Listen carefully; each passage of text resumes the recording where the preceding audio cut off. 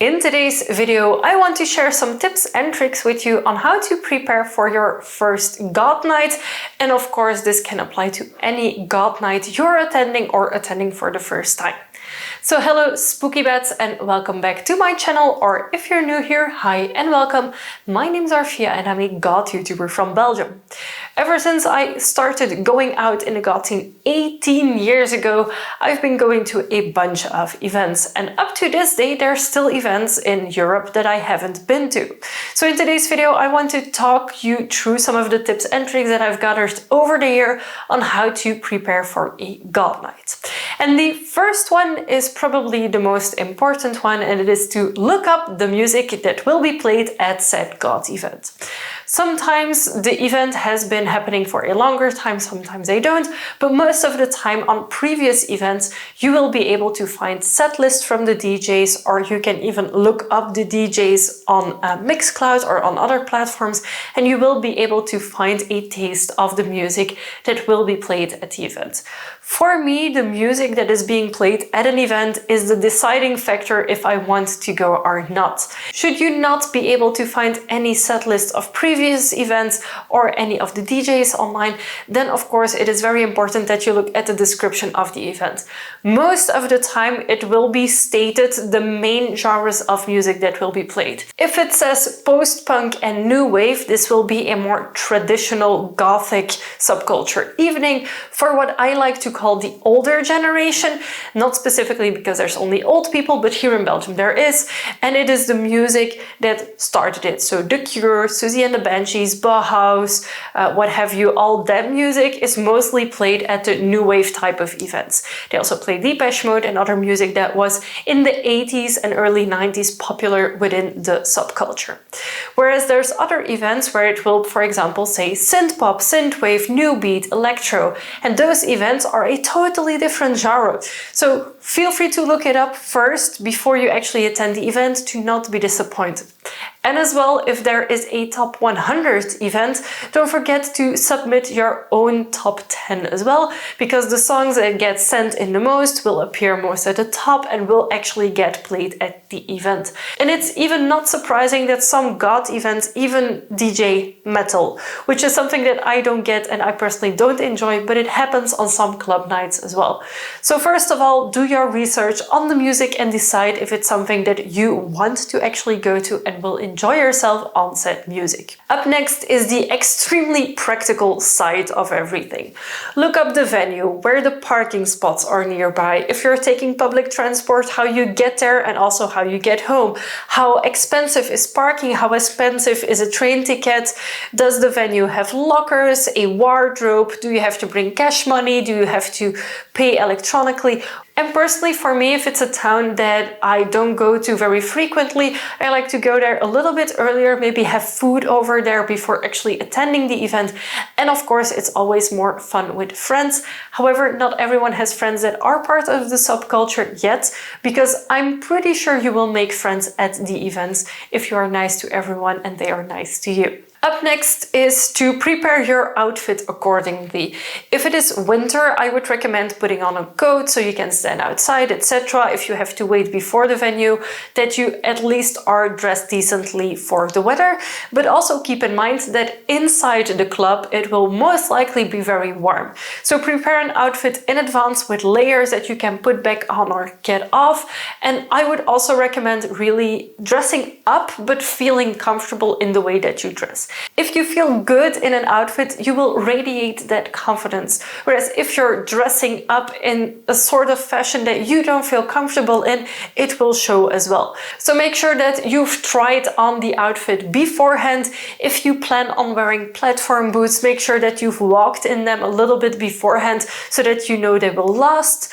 Also, if you're wearing platforms, I would highly recommend taking a secondary pair of shoes in your bag with you, such as a pair of sneakers or Dr. Martens or something that you can wear casually, because I've had my platforms break on me before during club nights. Not that I want to scare you or anything, but it's better to have a spare pair of shoes with you just in case if you're wearing something very special. Up next, I would always recommend taking a bag that you can keep on yourself while dancing. I have a coffin backpack that I use most of the time at the events that I go. I often just put it in front of me with the bags of the other people that are dancing in the same circle as me. Like, the bags will be the center of the dancing circle, as we like to call it. But a bag that is big enough to fit your essentials, so phone, wallet, keys. In my case, there's also my makeup that I do touch-ups with, etc. But having a bag that has your essentials that you can keep on you at all times will make you feel so much better, and it's also just more convenient, in my opinion, than having an outfit with lots of pockets, unless you're into like cargo pants, of course, then you have pockets. But there's different types of bags that exist. You have like fanny type bags that have like wings and bat shaped and stuff. One of my friends has one of those and she really enjoys that one. I personally really like my coffin backpack and I even dance with it on. So take a bag that you feel comfortable carrying around with you the entire night and even while dancing. Maybe a crossbody bag would be good for that. And also try and make sure that the bag isn't open at the top or anywhere so nothing can fall out while you're dancing. My second to last tip comes back to the practicals, and it is to always bring at least a little bit of cash money to cover the entrance fee of the event and to buy you some drinks. Often locations will also have lockers, and those lockers often work with coins, which is something super annoying in my opinion. I just prefer paying for wardrobe and be able to get my stuff from there. But the reality is that a lot of events still have things that rely on cash money. So I would always advise to take at least a little bit of cash with you. However, here in Belgium, there's actually rules that you have to be able to pay with a card as well at the event. So some events are very upfront about this and really do it well. And some events still have things that you need cash money for, and most of the time it will be the lockers that you use in the venue. When looking up the event, it's also important to take note of the entrance fee. If the entrance fee is the same the entire night, if there is a pre-sale, if you have to arrive by a certain time, etc. Most of the times this is put very clearly on the event page, and I personally find most of the events nowadays through Facebook, but know that some of them don't use Facebook, have their own website or work with flyers, etc. But I feel personally for most of the events that I go to that they have a Facebook page and Facebook events, and if you have any extra questions regarding the event, you can often see the organizers and send one of the organizers a message. And last but definitely not least, don't forget to have fun. I know it can be scary going to your first goth event or going to an event you haven't attended before. I've had that struggle as well. But once you are there, I'm pretty sure you will have fun.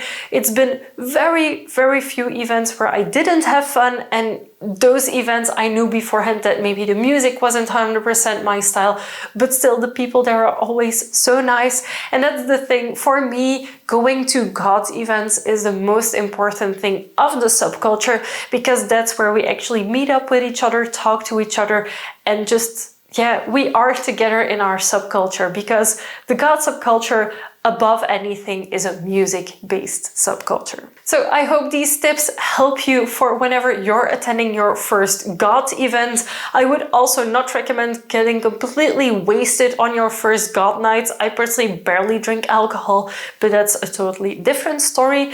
Yeah, take care of yourselves when you're going. Don't forget to eat, to drink, to have fun, because that's most important after all. Should you have any other tips you want to share as well, feel free to do so in a comment down below, or of course feel free to let me know what you thought of these tips and which one for you was the most important one.